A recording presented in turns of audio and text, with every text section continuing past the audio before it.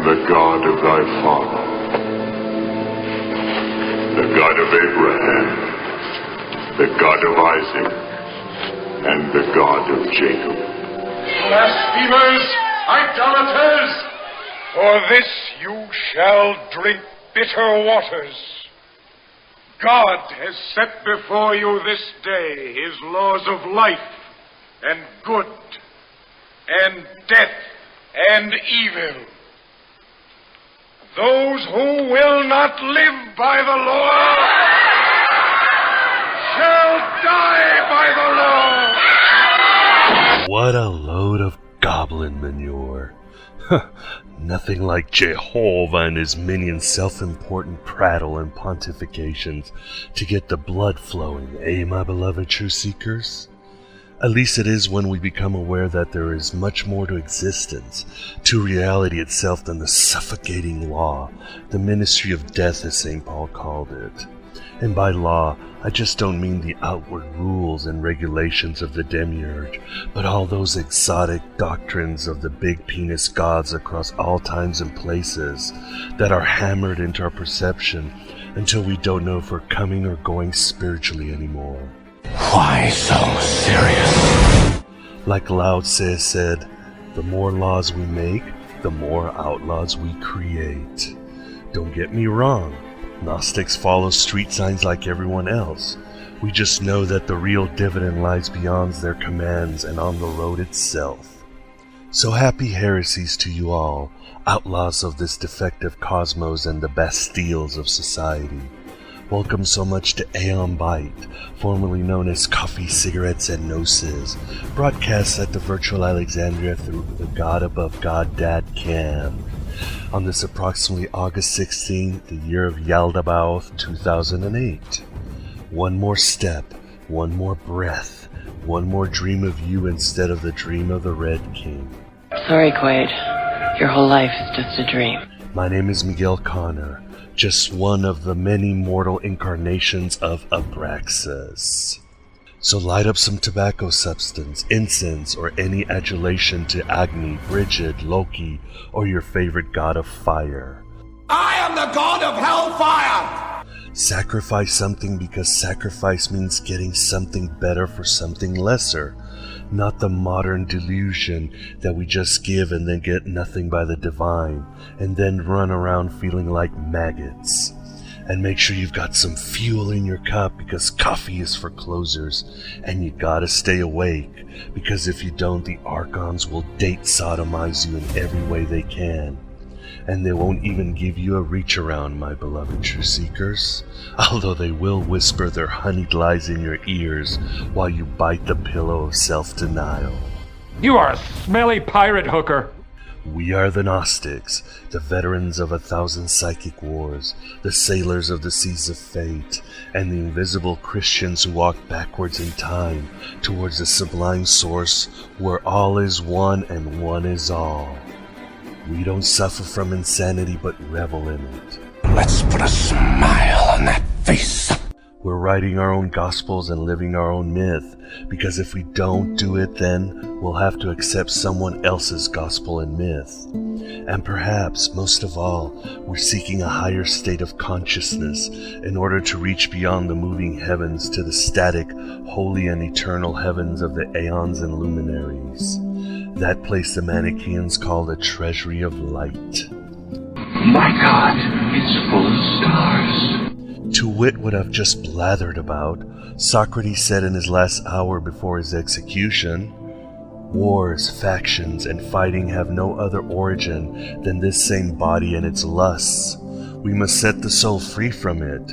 We must behold things as they are. And having thus got rid of the foolishness of the body, we shall be pure and whole converse with the pure, and shall in our own selves have complete knowledge of the incorruptible, which is, I take it, no other than the very truth." Do you understand the words that are coming out of my mouth? Today, or more like in this eternal now, it is our pleasure to host at the virtual Alexandria Tim Callahan, author of Secret Origins of the Bible and Bible Prophecy. This is the first program of a two-part series where we get our hands dirty by excavating deep into Scripture in order to prune away at so many misconceptions that may still nag at us even if we've consciously turned our back on Orthodoxy. And may the Christian Lord guide my hand against your Roman popery! In the first part, we focus on the origins of the exterior dressing of the Bible. The second show, we dare to question the whole buffoonery of Bible prophecy and apocalyptical fervor.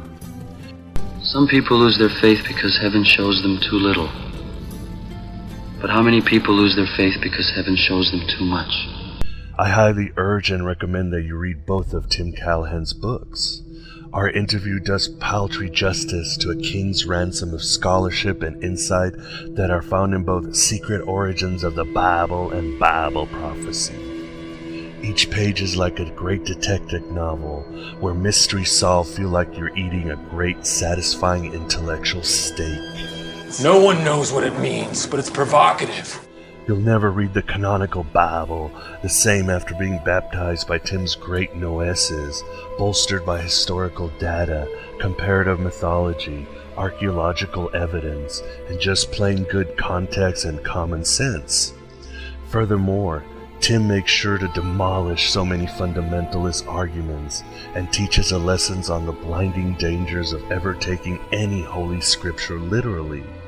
You shall know that God is God, and bow down to his will. And he makes sure to let rabid atheists know that their agenda is just as pathetic as those who use scripture as a beating rod. He doesn't have an axe to grind, except for having the truth surface to the stormy oceans of our awareness. That, my beloved truth seekers, is a truth seeker. The great orator and humanist, Robert Ingersoll, said that one should enjoy the Bible stories and do the live and let live thing. That is until fundamentalists begin to dick-slap their oppressive agendas against the borders of your inalienable rights. Then it's time to push back, and in the era of rising fundamentalism across the world, it's safe to push back as often as possible. And arguably Ingersoll's most famous quote fits the theme of our two-part series on the secrets of the Bible. And that is, quote, "If a man would follow today the teachings of the Old Testament, he would be a criminal. If he would follow strictly the teachings of the New Testament, he would be insane." I am so alone. Our goal, like with Socrates and Ingersoll, is to always mine into the layers of dogma, tradition, and holy writ until we found that incorruptibility, that truth that really sets our souls free. And there's no doubt that the Bible has been a great tripping stone for so many millions of people throughout history. Yet when we dagger its veils, mostly created by indoctrination and literalist sleight of hand, we begin to experience timeless, mythic lessons of the collective unconscious. But the process, the journey into the heart of lightness, is not easy, although essential. I feel like I was meant for something more than this. I want to do something with my life. I want to be somebody. Like the Gnostic Christ says in the Gospel of Thomas, Logio number 2, "Those who seek should not stop seeking until they find. When they find, they will be disturbed. When they are disturbed, they will marvel, and will reign over all." But enough of my drivel, my beloved truth seekers. Let us be disturbed and amazed with our interview with Tim Callahan. Welcome, my son, out of the machine. You know, when I was growing up, I hated everything about the faith, the rules, the rituals, endless discussions at the dinner table. I used to sneak into my mom's prayer room, you know, holiest of the holies. I would dance around naked with porn magazines just to defy the gods, tell them to fuck off.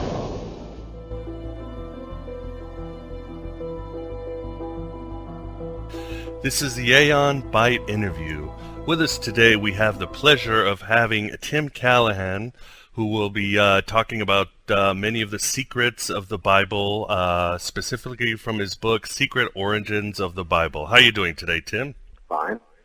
Good. Thank you very much for coming on the show, and why don't we get started? In your book, Secret Origins of the Bible, besides being an excellent, thorough investigation of Judeo-Christian canonical scripture, it seems to be almost an exorcism for you and also a shot to the bow of traditional fundamentalist traditions. I guess I just repeated traditions, but am I right to assume this? Somewhat. It's to some degree an exorcism on behalf of my wife, who was raised in the Catholic Church and kind of rebelled, had a lot of baggage carried from it, and then she got involved at her workplace with some very nice ladies who were evangelicals, who had sort of prayer group, and that sort of revived a lot of the old baggage. And then about the same time this was happening, there was a guy who wrote in our local paper, a creationist, started writing letters saying that Darwinian theory was a failed theory, that scientists were abandoning in droves. So I challenged him. It was our local paper, the Pasadena Star-News. He wrote back a rebuttal to me, and we had this duel of letters going, and then people came in on both sides, and I became kind of fascinated with the whole thing of evolution and creationism and so on, and I started listening to our local fundamentalist radio station, KKLA, and was fascinated and appalled by what I heard. And I started calling in and arguing with the people, and I actually got to talk to Hal Lindsey and got him so pissed off at me that he said, "Oh, you're from another planet." He was saying that the Russians were the descendants of the Scythians, and that they were Gog and Magog, and of course that's nonsense, but that's another story. It'll be more of a deal with prophecy, but it got me going so much that I wrote an article on Hal Lindsey for Skeptic Magazine, submitted to them, and they accepted it, and then they said, "We'd like to do some more on this stuff," and I ended up writing these books. Could you give us a quick description of the documentary hypothesis? Yeah, probably we should call it, by now, we should probably call it the documentary theory, since it's so thoroughly entrenched and accepted by just about everybody who isn't a strong fundamentalist. Let's bracket the theory with, rather than going through the entire history of it, with one of the earliest versions of it, published by a Frenchman by the name of Jean Estruc in 1785, and then bring it up to the modern, the Graf-Wellhausen theory that was brought up in 1884. But anyway, starting with Estruc, who is vilified by the fundamentalists. And it's kind of funny that he is, because he actually came up with his version of the documentary hypothesis to rebut skeptics. Yeah, what happened was skeptics were saying, how can this possibly be the Word of God? Because here it says that human beings were created together at the end of creation in Genesis 1, and male and female together, and then Genesis 2 it says that Adam was created, then the animals, Eve created out of his rib, and there's all these doublets, these two different versions of how it happened throughout, and sometimes three, throughout the Torah or Pentateuch, the first 5 books of the Bible. And it goes on further in other books as well, but particularly in the Torah.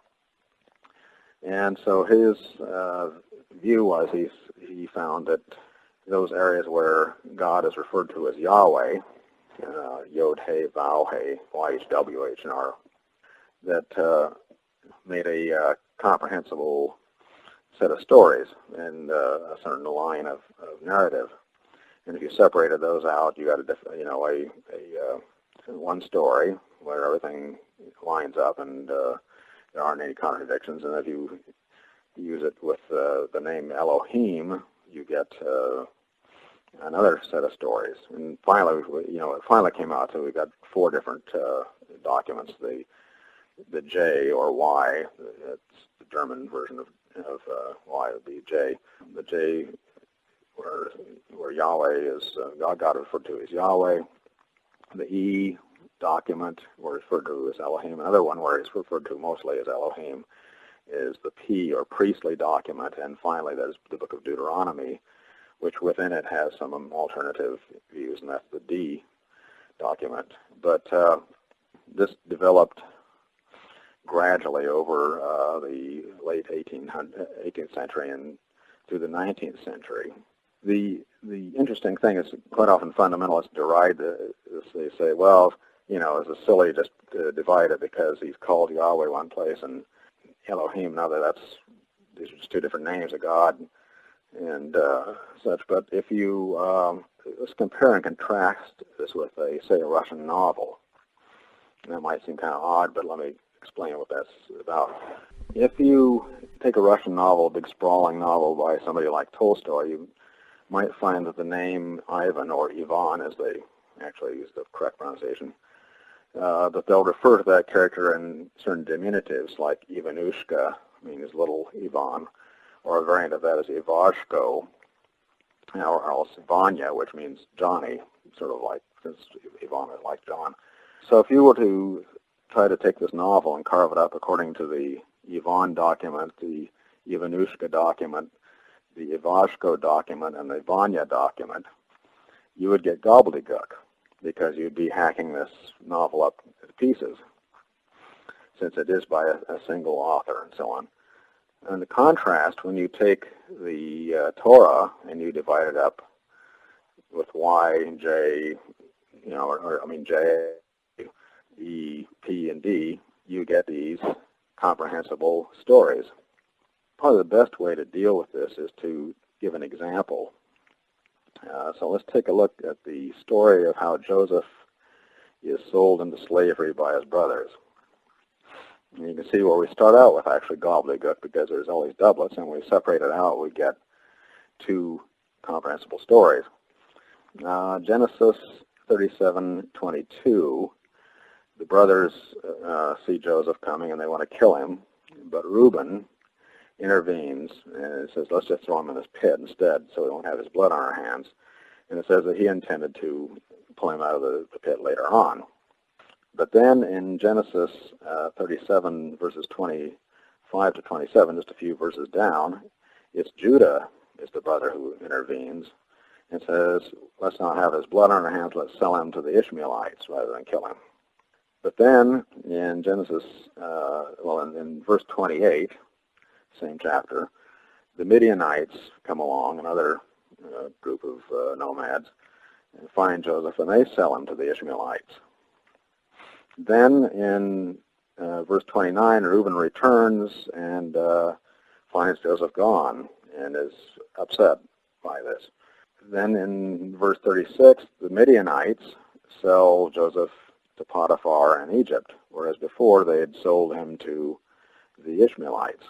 Verse 28, they sold him to the Ishmaelites. In verse 36, the Midianites sell Joseph to Potiphar in Egypt. And that's pretty much the end of that story, because we have for a while, because we now have Genesis 38, an intervening story of Judah and his daughter-in-law Tamar, which is totally different from the story of Joseph in Egypt. And then in verse chapter 39, verse 1, we begin back with Joseph in Egypt again, and here in this verse, Potiphar buys Joseph from the Ishmaelites, whereas before it said that the Midianites had sold him to Potiphar. So that, that was in 37, verse 36. So if we tease these apart, what we get is two versions. One is the E version, where Reuben says, put Joseph in the pit. The Midianites find him and sell him to Potiphar in Egypt. Version 2, or version, actually probably the original version was the J version. Judah intervenes, since the J version has a preference for Judah and so on. And so the patriarch of the tribe, Judah, intervenes, and they sell Joseph to the Ishmaelites, who sell him to Potiphar in Egypt. Genesis 37:28, where the Midianites sell Joseph to the Ishmaelites, is probably an attempt at harmonization by another documentarian who we would call R for redactor, someone who was trying to harmonize all of these. So you see, when we pull these things apart, we get these two separate stories. So that's a pocket view of the documentary theory. The best book on it, of course, is Who Wrote the Bible by Richard Elliott Friedman. It's very accessible and still without being dumbed down at all. Tim, how does comparative mythology help us in understanding the origins of the stories and characters of the Old Testament? Well, there's two ways that works. One is that we have stories that keep popping up across cultures across the world. And it shows that they came out of our, what Jung called the collective unconscious. In other words, they're the common property of human beings because this is the way our minds work. We keep popping up these same stories because it comes out of just what it is to be a human being. Another thing that shows us is the borrowing from earlier mythologies. So, for example, the story of the birth of Sargon of Akkad, which greatly antedates the Bible. In this story, his mother is a priestess who is not supposed to bear children.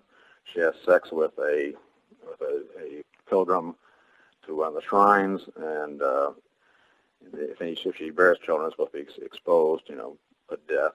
She bears the child in secret. When the child is too old to be kept secret, the baby might be heard crying. She puts him in a little basket, caulked basket, a little ark in a canal leading to one of the rivers, Tigris or Euphrates rivers. And he is discovered there by Aki, the royal gardener, who brings him up as his own son.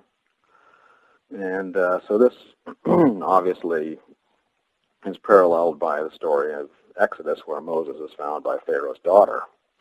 So you see it's a much earlier story. It's the source of it. And one thing that also helps you understand the story of Pharaoh's daughter is a fiction based on an earlier story, is that she's going down to the Nile with her retinue to bathe.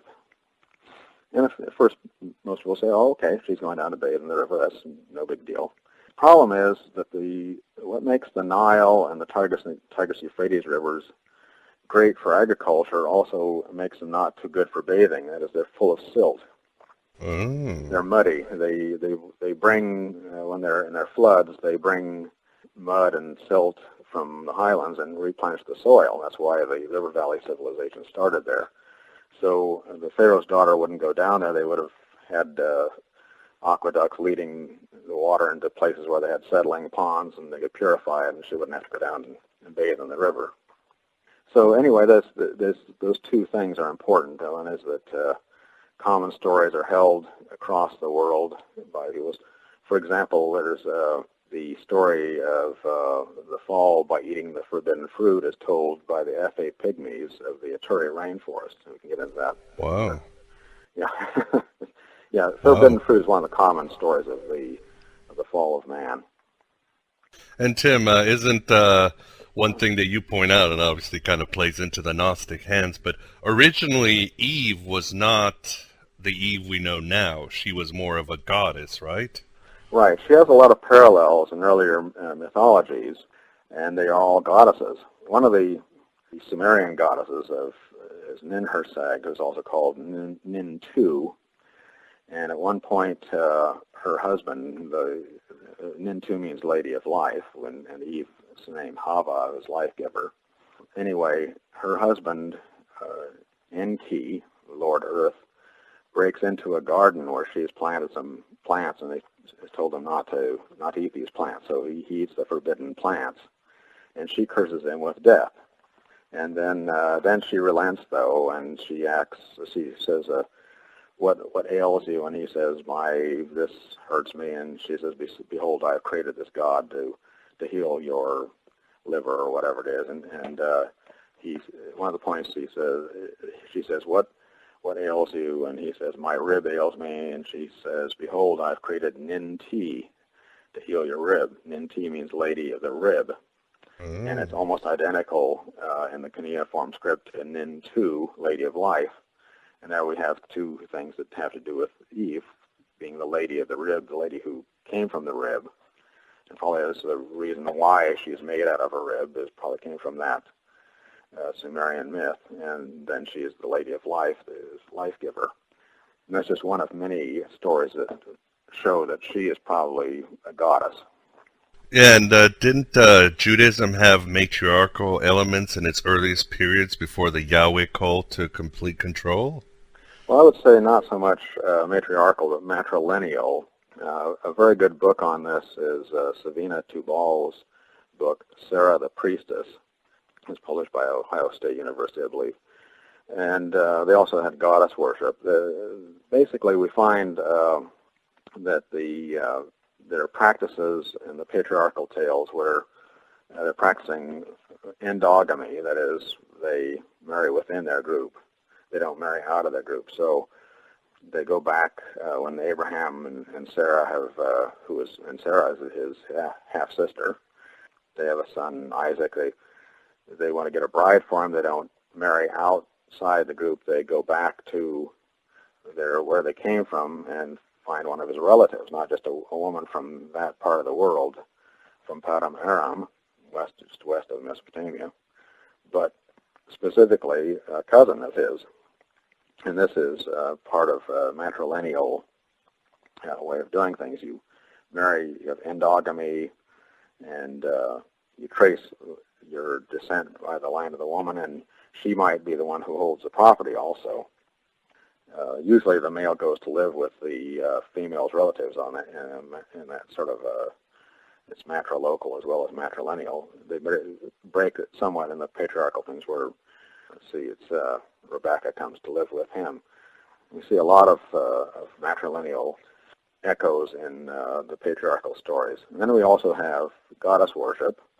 As any good self-respecting god, Yahweh had a wife. Yeah, that always happens.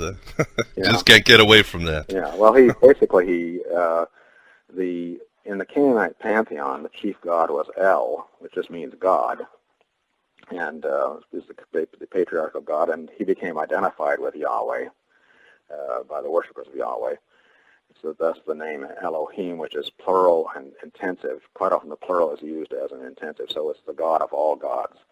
And El's wife was Asherah, so became Yahweh's wife. And constantly throughout the Book of Kings, you find reforming kings kind of taking the Asherah, the statue of Asherah, out of the temple. They don't say anything about it being brought back in, but every reforming king has to take it out again. So it's quite obvious that the people put it back in because they thought Yahweh ought to have a wife. And finally, let you know how vehement the opposition on the part of the purists among the Yahwists was. We have 2 Kings 23, verse 6, tells about Josiah, the greatest reforming king. And it says, "And he brought out the Asherah from the house of the Lord outside Jerusalem to the brook Kidron, and burned it at the brook Kidron, and beat it to dust, and cast the dust of it upon the graves of the common people."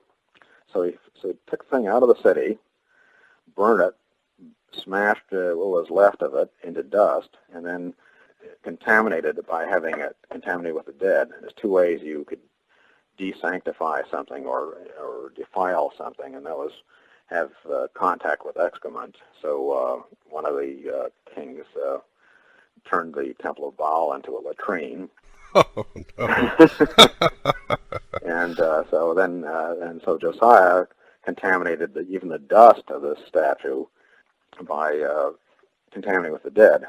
And but this isn't the end of goddess worship, because after the fall of Judah to the Chaldeans, and there's been some revolts, and Jerusalem has finally been flattened. There's still some refugees who go off to Egypt, and they take Prophet Jeremiah with them, and he's not terribly happy to be with them, but he's dragged in there involuntarily.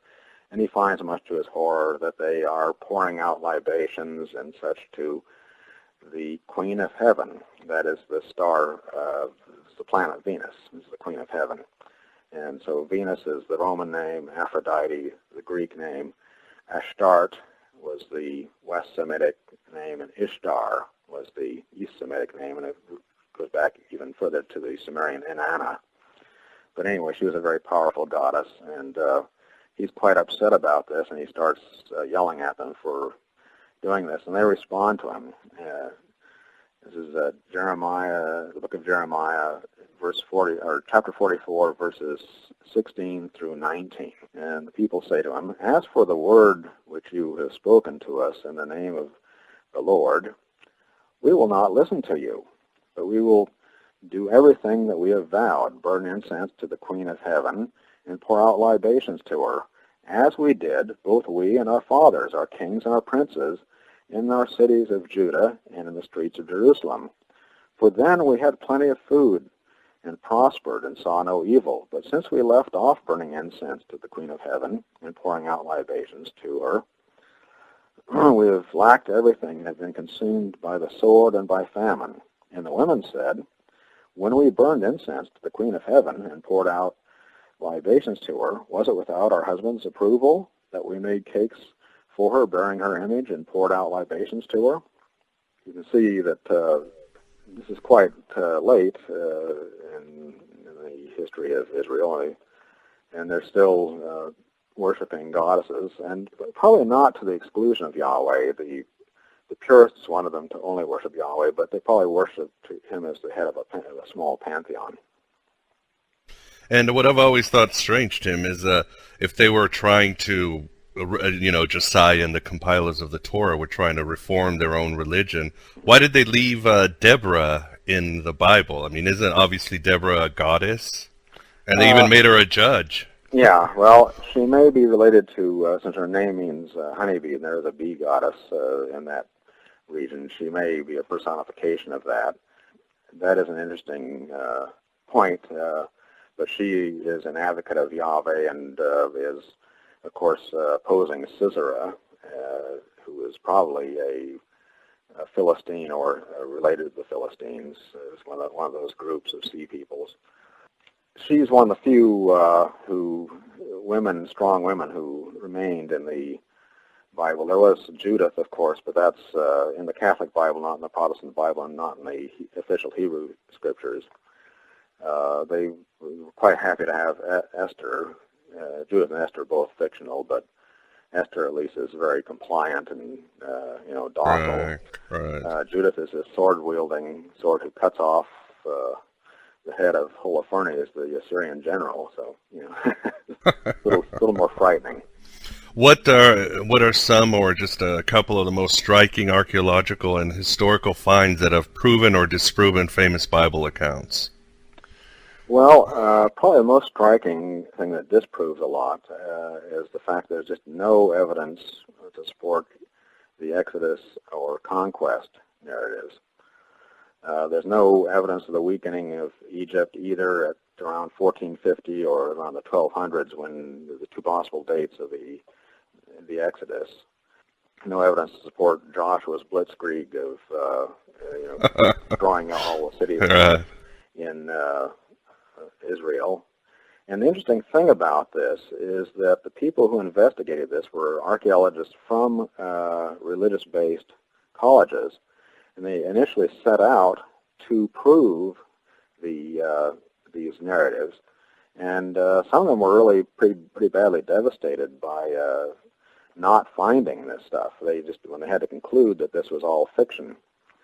Now, there's probably a literary truth to the Exodus, in that the people escaped bondage from an Egyptian-sponsored system of Canaanite petty states by leaving the valleys where the city-states ruled and were probably quite despotic, and moving up to the hill country. And the proto-Israelite settlements that have been discovered by William Deaver, for example, and by the way, who is a believer, show that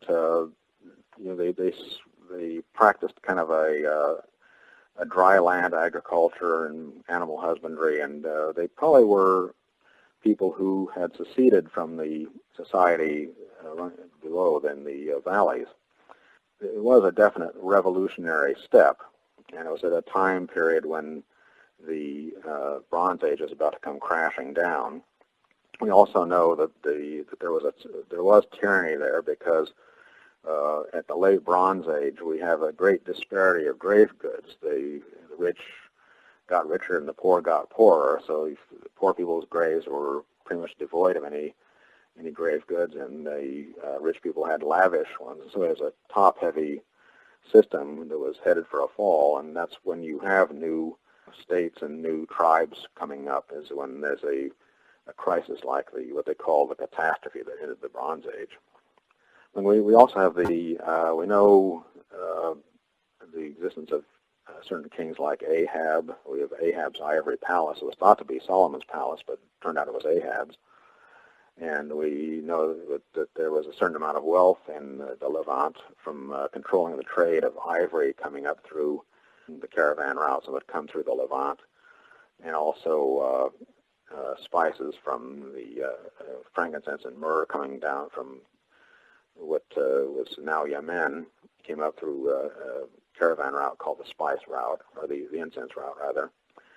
And then they probably, we know during the Assyrian Empire, there was that the center of olive oil production was in one of the Philistine cities, I think it was Ekron.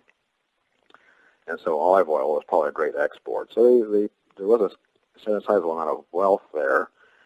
We also can compare two ancient manuscripts. One, the Bible itself, is what we call a transmitted manuscript, ancient document. It's copied over and over again. And then there are preserved documents, or what they call epigraphic, meaning inscriptions, epigraphic evidence. So we can find the inscriptions about Sennacherib, and he refers to Hezekiah, and of course the Bible refers to Hezekiah and Sennacherib. And they're pretty close in what they say the tribute was that Hezekiah had to pay Sennacherib. And it was a pretty hefty tribute. So there is some things are supported by archaeology and history, and some are not. And Tim, correct me if I'm wrong, but it seems in your book that you do take David and Solomon's reign as pretty historical. I did at the time. I kind of did. It may be that they might not be. Since then, we do have good evidence of pretty much all the other kings, the kings of Judah and the kings of Israel. As far as the United Monarchy, it's kind of dicey. There was a House of David. The Tel Dan inscription refers to the House of David, but the House of David may have just ruled over Judah and made up a myth about David ruling everything.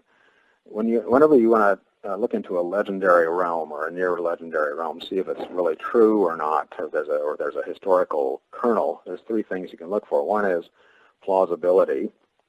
Another is what's called multiple attestation, different people writing about it from different points of view from the time period. And the third is, archaeological evidence. And when it comes to the United Monarchy, it would have existed at a time when it was kind of a power vacuum, and the Assyrians weren't writing about it because they weren't interested in gobbling it up yet, and the Egyptians had become very inward-turning and weren't writing about anybody outside of Egypt. So we don't have any record there. It is plausible that there was a little pocket empire at a time when there was a power vacuum, and then it lasted all of 2 generations. Actually, we didn't even last 2 generations because David built it up. He was first king of Judah. If you take the biblical narrative at face value, he's first king of Judah. Then he gets to be king of the United Kingdom, king of Israel and Judah. And then he acquires his empire, which is actually tributary states. They were ruling themselves but paying him tribute. And then Solomon had it for a while, and then it began to crumble under him in his later reign, and then it's gone after that. So it's just quite plausible. We just don't have too much in the way of evidence otherwise. Tim, bringing up fundamentalists again, what is the truth about the story of Sodom and Gomorrah that fundamentalists like to hit us over the head with? It's not about homosexuality, is it? Yeah. First of all, we have no evidence of the 2 cities at all. It's probably just a cautionary tale about treating strangers decently. It sounds kind of weak if you say it's about hospitality and not giving hospitality, but what it was really about is was setting upon strangers. They didn't have any police forces or anything. So for any trade to exist, for any kind of civilization to exist, you had to have sacrosanct the bonds of hospitality, that a stranger could come into a city and not have to worry about being assaulted, or that the host wouldn't have to worry about the person he's putting up, robbing him during the night, and so on. The name Gomorrah derives from Amorah, a Hebrew word for a heap, a ruined heap, as a heap of wheat that's been cut down. So a ruined heap probably isn't a great name that you give to a city. Sodom probably derives from Siddim, which is the valley there, which means refers to a tarry slime, which is bitumen. That is what they would have used as a mortar quite often. So no remnant cities, and also there's an interesting parallel between the story of Sodom and Gomorrah and the story of the outrage at Gibeah in Judges, where this man comes to a town, this town of Gibeah in Benjamin, and the Benjamites set upon him, and even the words are the same. For example, Genesis 19:5, the men of Sodom surround the house where, Lot's house, where the angels have arrived, and they say, "Where are the men who came with," this is Genesis 19:5, "Where are the men who came to you tonight? Bring them out to us that we may know them." And then in verse 7, Lot replies, "I beg you, brothers, do not act so wickedly." Now in Judges 19:22, the men surround the house of the man who's giving hospitality to this Levite who's traveling through Gibeah, and they say, "Bring out the man who came into your house that we may know him." And in verse 23, the old man says, "No, my brethren, do not act so wickedly. Seeing as this man has come into my house, do not do this vile thing." And in Genesis, Lot offers his 2 virgin daughters to the crowd in place of the angels, and the old man offers the Levite's concubine and his virgin daughter. So you see that it's probably a fictional story that was told a number of times, and it was a caution against assaulting strangers, and of course a sexual assault would be considered even worse, and of course they were against homosexuality. These are the only stories I can think of blatant homosexuality in the Bible. The sexual sins would be based on incest taboos, assuring paternity. So since you can't prove paternity with the DNA tests back in a primitive society, you have to make sure that the women only have sex with one guy. So that means once paternity becomes important, then controlling a woman's sexuality becomes important, and it leads to the subjugation of women. And then ensuring conception. So homosexuality was a no-no because they had to make sure that the sex act at least had the possibility of conception. Reason being that they had a population problem. Their population problem was that they had a high infant mortality rate. We know this from burials of infants in jars under the houses of people in Israel. It was first thought they were child sacrifice, but they don't show any sign of being burned or anything like that. So they were probably just high infant mortality rate and high child mortality rate, and high rate of women dying in childbirth.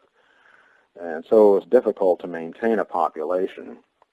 And so any sex that would definitely not produce children was outlawed. That's why they're down on sex during menstruation. Isn't the story of David and Jonathan a blatant exposition on homosexuality, or at least bisexuality? Well, it's hard to say. They say he loved him, but you don't know what that means. Were they just, intense friends, or what? And people have speculated on Jonathan and David being lovers, but it's very difficult. Also, remember that people are a lot more demonstrative in that part of the world, and that kissing somebody on the lips wasn't always a sexual thing. Even in Elizabethan times, the way to greet someone was to kiss them on the lips. And, obviously Judas didn't have a thing going with Jesus, but he Right. Yeah, but you also mentioned that Jonathan's father, King Saul's reaction is very telling. Yes, it is possible, because he said that what you're doing is shameful. And so it is possible they had something going on. But again, it's on the edge.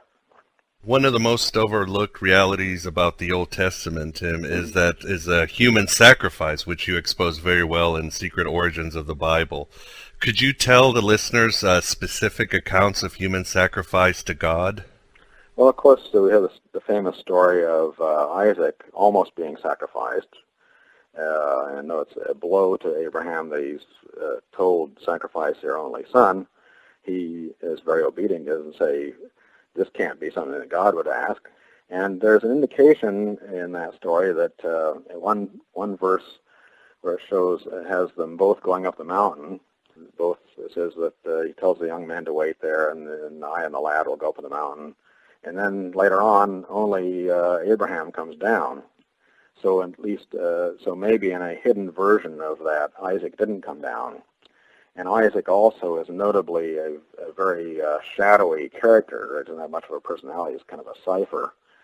And all the stories that are told about him are parallel stories told about Abraham or about Jacob. For example, wife-sister stories and so on like that. But of course, then there's also the idea of devoting cities to Yahweh. The word in Hebrew for is translated as devoting something is kerem, C-H-E-R-E-M, which means to utterly destroy something. So you devoted it to Yahweh by killing everybody in it, and those people were given to Yahweh. But of course, the premier story of human sacrifice in the Bible, and it's blatant, right out there, is the story of Jephthah and his daughter. And so Judges 11, verses 30 and 31. And Jephthah made a vow to the Lord and said, if thou wilt give the Ammonites into my hand, then whoever comes forth from the doors of my house to meet me, when I return victorious from the Ammonites, shall be the Lord's, and I will offer him up for a burnt offering.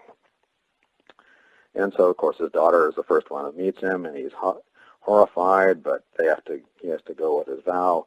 And she says, just let me have 2 months to go out on the hills and bewail my virginity.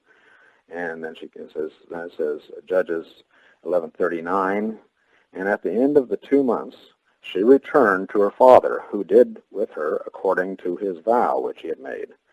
And his vow was that he would offer up as a burnt offering. Now I'm going to go into some detail here what a burnt offering was.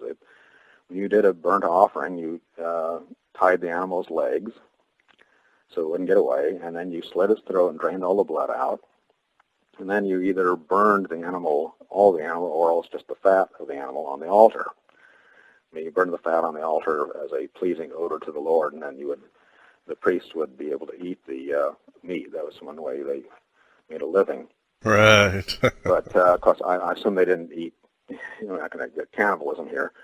But, it's blatant, and the interesting thing is that the fundamentalists, they say that we've got to have, got to do it like the Bible says. If the Bible says the world was created in 6 days, that means 6 days, and that's that. But when it comes to Jephthah's daughter, they jump through all kinds of hoops to make it not what it is. They say, oh, well, the reason she was bewailing her virginity was that she was being dedicated to the Lord, meant she had to be celibate for the rest of her life, sort of a Jewish nun. Not that there were any, but they try to make her into a Jewish nun. But here it says very plainly that he says that it'll be for a burnt offering. It doesn't mean an animal either, because it says, whoever comes from the doors of my house. So he plainly intends for a human sacrifice. He's pretty upset that it's his daughter, but he carries his vow out, and he sacrifices his own daughter, slits her throat, and burns her body. Yeah, I think it's pretty clear. And what do fundamentalists say? You also give the example, I believe it's Samuel, after Saul defeats some people, brings King Agag. Oh, and yeah. then Samuel chops up the poor king in pieces. That's human sacrifice too, right? That's true. That's another one. He hews him before the altar of the Lord and hews him in pieces. You could kind of fudge it saying he's just killing him in honor of the Lord, or for the fact that God has ordered him to do it and that he shouldn't have been spared. But it's so you could fudge that to say it's not quite human sacrifice. But that's a little dicey too, but it probably is human sacrifice. But Jephthah is the one where it just says it flat out. Yeah. Then is it murky? What about the first child of David and was it Bathsheba? Do you see that as a human sacrifice, or does the baby just die of natural causes? I think it's just that the baby died of that it was cursed because he committed adultery, and supposedly, and of course it's probably a fictional story. We don't really know if there was a Bathsheba or the whole thing. The story of David is probably one of the earliest novels written. It's hard to say where history leaves off and where novelization begins there. Tim, moving on to the New Testament, what is your stance on the actuality of the historicity of Jesus? Well, I think he was a real guy. Obviously, most of the stories, if you look at the stories of the miracles, you look at the story of the birth, it's all myth. And then the Messianic myth, and I think you had a real guy who had Messianic aspirations, and a lot of myth was attached to him. One of the reasons that I believe that he was a real guy has to do with the fact that there is a reference to him in Josephus, and I have to emphasize that I'm not speaking of the so-called testimonial, which is an obvious forgery, but rather it's just an allusion off to one side of this. And he says that, talks about the execution of James, the brother of Jesus. Here we go. Let me see if I can find it. This is Josephus's Antiquities of the Jews, Book 20, Chapter 9, Item 1. It says, Festus was now dead. He was one of the procurators. And Albinus, who was the successor Roman procurator, and Albinus was but upon the road. So he, that is Ananus, who was a new high priest, he was free to act on his own. So Ananus assembled the Sanhedrin of judges, and he brought before them the brother of Jesus, who was called the Christ, whose name was James, and some others. And when he had formed an accusation against them as breakers of the law, he delivered them to be stoned. Now, the word used, or Jesus called the Christ, is lego, or a word that Josephus is writing in Greek. And the word in Greek, lego, means to speak. It's related to logos, the spoken word. So it's somebody who is spoken of as the Christ. And Josephus took a very dim view of these people.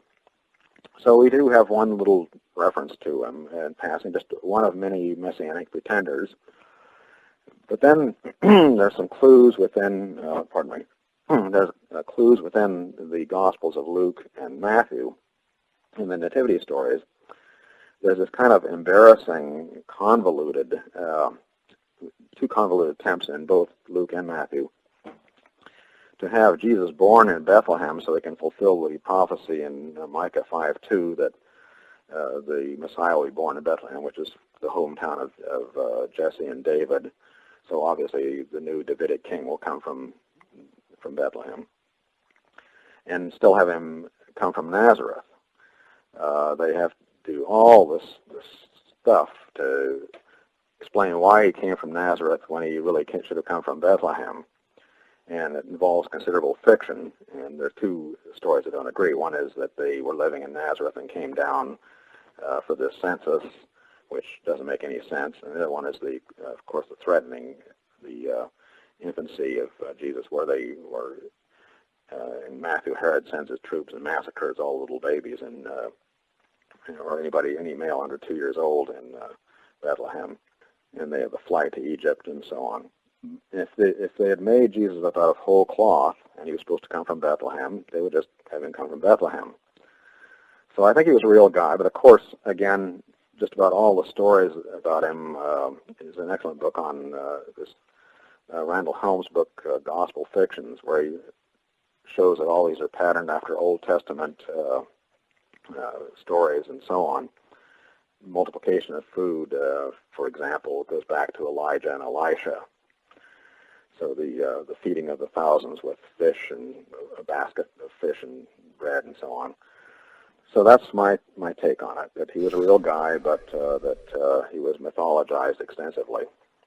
But, Tim, I guess this would beg the question, like you said, and obviously Josephus says, and we know even from the Acts, there was all these messiahs running around in the first century, when they're shenanigans. Why did Jesus catch on fire later on? Was he simply chosen, or did it really grow? Well, here we have the fact that the Christianity is probably should be called Paulinism. Paul essentially created a new religion. The original Jesus movement was headed up by James, the brother of Jesus, and his followers, was for Jews. It was within the scope of Judaism, and it was a people who believed that Jesus was the Messiah, and it would have remained a small Jewish sect, and there wouldn't have been anything to it. Then Paul, who's persecuting them, has a conversion experience, which a very interesting book on that sort of thing, The Mind Possessed by William Sargent, who dealt with battle fatigue cases and how intense stress and even anger can build up, can send the mind to a breaking point, and people will have what's called the ultra-paradoxical reaction, where they'll hate what they loved before and love what they hated before. And that's probably what happened to Paul, that was mythologized in the book of Acts as his conversion on the road to Damascus. He had a radical new point, and he made this a religion for everybody, and mingled in the process of doing this. It was originally a very ecstatic religion. It was something of a doomsday cult, and it appealed to the commoners, and it spread rapidly through people in the region of the Aegean, owing to his very energetic acts and the fact that it was a religion of ecstasy and so on. You can find that in Paul's first letter to the Corinthians, where he talks about speaking in tongues. So there's a whole lot of what in the early church of two Greek words, ekstasis and enthusiasmos. Ekstasis, sort of our word ecstasy, means literally to stand or be placed outside of oneself, ekstasis. And so it's to be transported as a way. And enthusiasmos, which is sort of our word enthusiasm, has to do with, it derives from two other Greek words, en, meaning in, and theos, God. So the state of enthusiasmos was having a God inside oneself, being possessed, which is why you would speak in tongues. It's plain from Paul's first letter to the Corinthians that this was even getting out of hand in the church. So it was very much a sect of ecstasy, and that we find parallels, dying and rising gods, and all kinds of things from other religions that were popular in the Roman Empire at the time. And he hit it right, and also Christianity was non-exclusive. Their rivals were very exclusive. They didn't want slaves, and Mithraism spread through the legions, so it was kind of a de facto male religion. And so they outpopulated their rivals, and then they got the imperial nod. Being monotheists, when they got the imperial nod, they suppressed the other people. Certain other emperors had favored Mithraism, but most of these other religions said live and let live. But monotheism is you have to believe in the one true God, and you can't allow people to believe in the other gods. So there was the suppression of other religions. And so these various steps made Christianity the religion it was. And it didn't have a whole lot in reality to do with Jesus. If you want to check that out, the one way to do is to read Paul's letters. And you just won't find much about Jesus in there. No, very little, nothing at all. And lastly, Tim, you give a strong, poignant caveat to those who read Scripture at the end of your book. Could you tell the listeners what it is? The basic thing is to understand that grand myth is not meant to be taken literally, and that you kind of demean the myth in the process of doing so, as well as and lose the meaning of it if you don't look beneath the surface, if you don't see what it is about and take everything too literally. Let's see if I can find a bit of quote. Well, let's see, I say on page 442, in my opinion, those who try to stretch the Bible to cover such issues, modern issues such as genetic engineering and whatnot, do it almost as great a disservice as did Rabin's assassin when he used the myth as a reason for murder. There are great mythic themes in the Bible and majestic moments, as when God descends upon Mount Sinai in fire and smoke. It is a myth to be awed by. Many who are not sympathetic to religion would trivialize the Bible and in so doing discard such epiphanies. We do this to our peril. Failure to understand the power of these myths and their hold on people leads to nothing more than further division. Those faithful to the myth, and these comprise far more than the fundamentalists, will simply ignore any critique of their beliefs if the critics are contemptuous of the Bible. Therefore, one should respect the mythic material and understand that such myths endure, at least in part, because they resonate with deep psychological needs. That's the caveat, is to let it be myth and understand the myth is myth. Well, I think that's about it for this time, Tim. I'd like to thank you for coming on the show. Well, thank you for having me, and I look forward to talking with you about Bible prophecies and various other things. We'll certainly do it next time. All right, well, you have yourself a good day. Okay, thanks. And there you have it, my beloved truth seekers. Tim Callahan slicing away at the preconceived fish stories of the Bible like a 70th level War of Warcraft paladin. Our interview covering just a fraction of his two great books, Bible Prophecy and Secret Origins of the Bible. Like I said, our second half will have Tim disentangling the flapdoodle of Bible prophecy and apocalypse. You make the Lord very nervous. Jack T. Chick, Josh McDowell, Hal Lindsley, and Tim LaHaye will have to change their fantasy predictions in order to fool more people and line their pockets with evangelical money.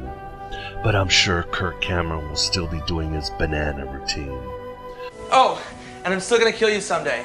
Needless to say, what Tim discussed plays right into the hands of the Gnostics.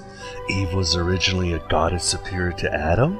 The God of the Old Testament has a taste for human blood?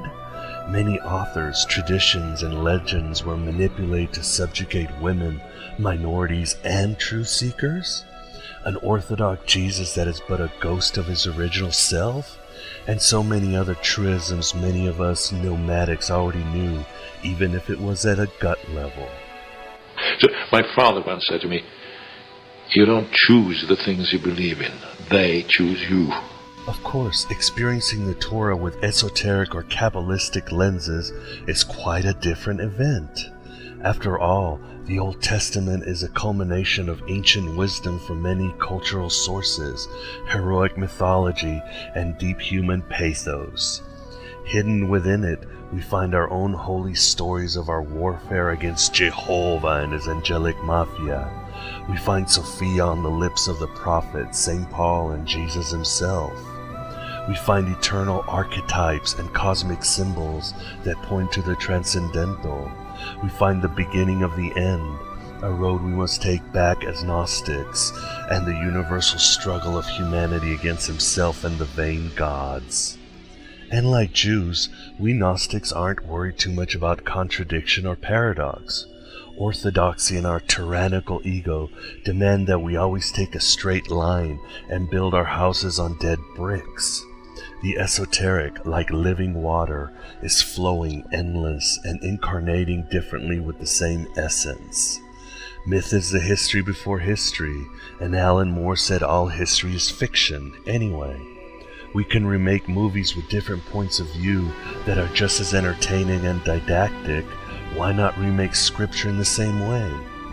In other words, write your own gospel and live your own myth, like the Gnostic and the authors of the Old Testament did themselves. I am Abraxas, broadcasting at the virtual Alexandria through theGodAboveGod.com.